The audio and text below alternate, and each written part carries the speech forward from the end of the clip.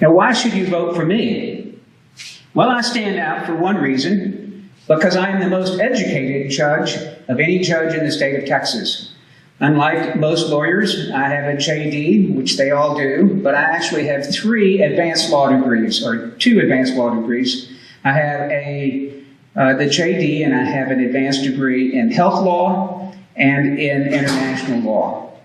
I actually did my internship at MD Anderson Cancer Center in the ethics section, and I am on the board of advisors to the Health Law and Policy Institute at the University of Houston Law School, where I'm also an occasional guest lecturer. I also teach at CLEs for lawyers, and I teach at medical conferences. So I believe that one of the chief roles of a Chief Justice is to be a chief educator.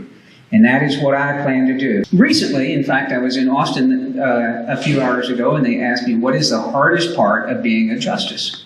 And I believe that the hardest part of being a justice is to commit yourself to following the law. And actually, that's not so hard. But the hard part is trying to explain that to somebody who may not agree with you. Because a lot of people think that if the judge rules in my favor, he's a good judge.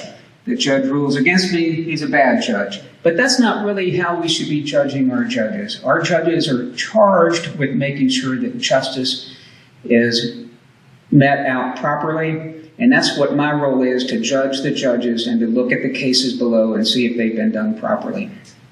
And that means following the law and the precedents that comes to me from the Texas Supreme Court, whether I agree with it or not. And I hope to have some influence, because there is a balance between law and justice. Anybody with that? Law and justice? I thought law was justice. No, law is not always just. It used to be legal to have slaves. Jesus didn't always follow the law, did he?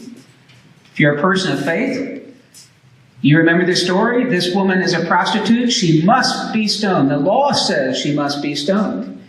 Jesus didn't follow the law. Well, what was there about that story that kind of elicits the feeling of justice? Let he who is without sin cast the first stone.